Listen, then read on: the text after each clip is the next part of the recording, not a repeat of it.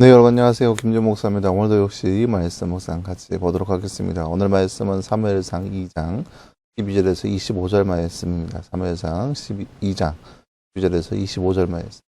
말씀 먼저 보도록 하겠습니다.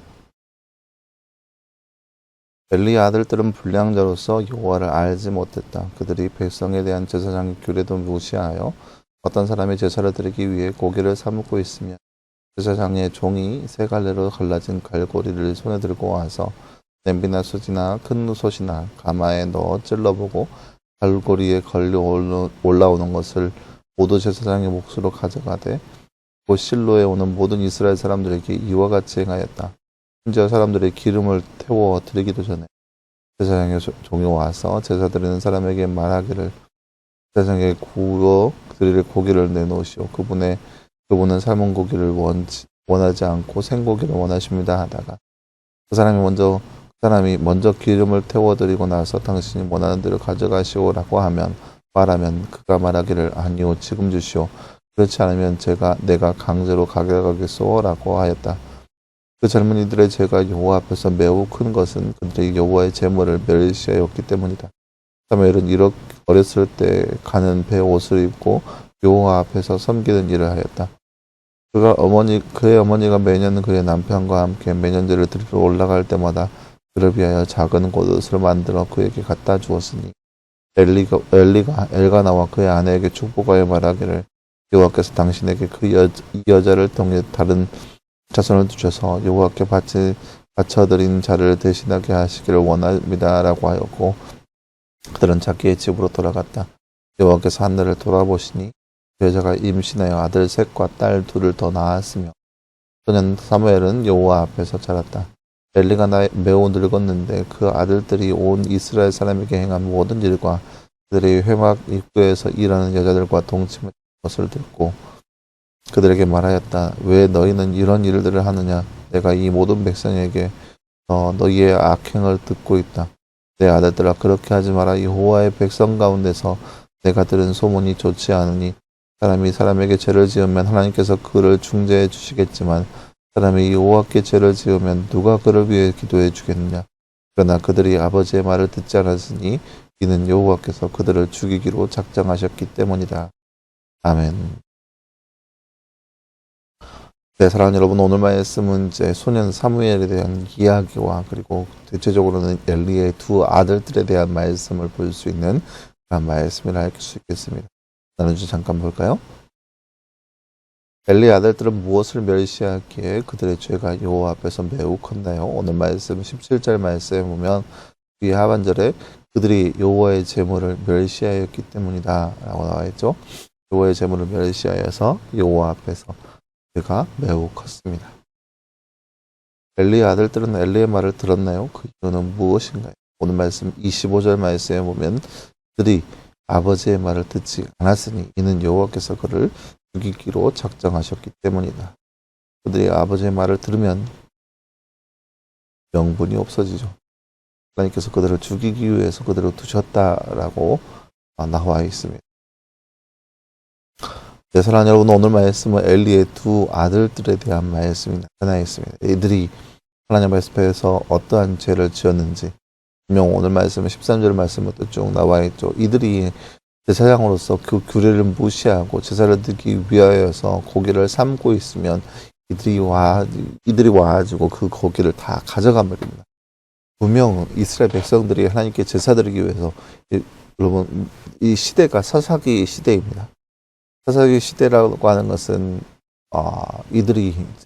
이스라엘 백성들이 왕이 없으므로 자기 소견에 옳은 대로 행했던 그 시기입니다. 그러니까 이스라엘 백성들이 우상 숭배를 많이 했던 시기 중에 하나인 거죠. 그러한 시기인데, 그러니까 하나님께 제사 드리는 사람들이 적었던 시기인데 그와 맞춰서 이렇게 하나님의 제물을 중간에 갈취하고 있는 그 제사장이 있었다는 거예요. 이 엘리의 두 아들들이 그렇게 행했다는 거죠. 안 그래도 사람들이 제사를 잘 지내지 않는데 이들이 하나님 앞에 나와있는 백성들의 그 제사를 가로채워서 그 제물을 가로채서 자기들이 먹는다는 거죠. 하나님이 어떤 일이 있었냐, 이게 제물을 삶아서 하나님 앞에 드려야 되는데 이들이 막 제물을 중간에 강탈해서 우리는 삶아 먹지 않겠다. 우리는 생걸로 먹겠다 하면서 삶은 고기를 원하지 않고 생고기를 막 원하는 모습들도 보일 수 있는 거죠. 분명히 하나님께서 제사하는 데 있어서 그 규례예요. 그 명령이고 법입니다. 근데 이들이 그거에 대해서 경홀히 여겼던 거죠. 쉽게 여겼던 거예요. 그래서 그것들을 마음껏 자기들이 마음껏 원하는 대로 하고 있는 모습을 볼 수 있어요. 이스라엘 백성들이 정성껏 제물을 가지고 오면 이 엘리의 두 제사장, 이 두 아들들이 이 제물을 자기들 마음대로 사용하는 거예요. 그러니까 예배가 온전히 이루어지지 않는 거죠. 예배다운 예배가 이루어지지 않는 거죠. 중간에 제사장이라고 하는 사람들이 다 갈취해버리니까 무슨 예배가 되겠어요. 그러니까 이스라엘 백성들 가운데 안 그래도 우상 숭배에서 하나님께서 화가 나시는 상황인데, 그래서 안 그래도 예배의 그 수요가 적어지는 상황인데, 이렇게 이 엘리의 두 제사장 아들로 인해서 그 적었던 예배마저 손상이 되고 있는 모습을 볼 수 있죠. 그렇기 때문에 하나님께서 이 둘을 죽이시기로 결정하였던 것이에요. 그래서 오늘 말씀 쭉 살펴보면은 더욱이 어떤 일까지 일어나냐. 그들이 이 회막 입구에서 일하는 여자들과 동침했다라는 그런 소문이 백성들 사이에 돌게 됩니다. 그러니까 이들이 하나님의 제물을 무시하고 또 도덕적으로도 너무나 피폐해진 그런 삶을 살고 있다는 거죠. 그래서 이 제사장이라고 하는 그 직분이 남들에게 본이 되고 모범이 되어야 하는 그런 자리인데, 그럼에도 불구하고 이들은 그렇게 살지 못하였고, 그렇게 살지 못할 뿐더러 더욱이 오히려 다른 사람들에게 해가 되고 다른 사람들에게 눈에 너무나 가시와 같은 그런 존재가 바로 이들의 모습이었다는 거죠. 그래서 엘리 제사장이 그들을 자로잡기 위해서 여러 번 얘기했지만 그들은 전혀 그 아버지의 말을 듣지 않는 모습을 볼 수 있습니다. 오늘 말씀을 통해서 우리가 볼 수 있는 것은, 이렇게 하나님 앞에 죄악을 저지르는 것은 하나님께서는 반드시 알고 계십니다. 이 두 아들들의 입장에서 보면 어떻겠어요? 재물을 다 강탈하는데도 아무 일도 생겨나지 않아요. 보세요. 삶은 고기를 삶아야 되는데 그 전에 막 가져가지고 생고기를 막 달라고 합니다. 여러분, 이게 제사를 드리기 위해서는 고기를 바로 잡아야 되기 때문에 굉장히 신선하겠죠. 그 신선하니까 그 생고기를 먹는다는 것은 어찌 보면은 더 맛있을 수도 있겠죠. 그러니까 하나님께 드리는 제물인데 그거를 거룩하게 성별해야 되는데 그런 건 없이 그저 마음껏 하는 그런 모습들을 보면서 분명 사람들이 보기에도 이러면 안 되는 건 알지만, 자기들도 알지만 그 일을 한 직후에 아무 일도 생겨나지 않습니다.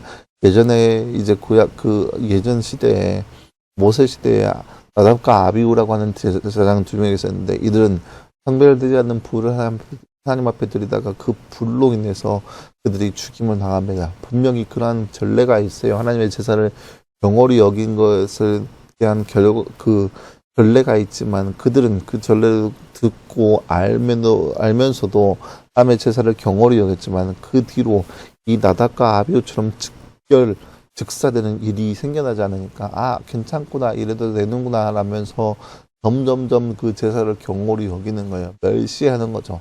그래서 이러한 모습 때문에 하나님께서 하나님 눈밖에 났다라고 볼 수 있는 거죠.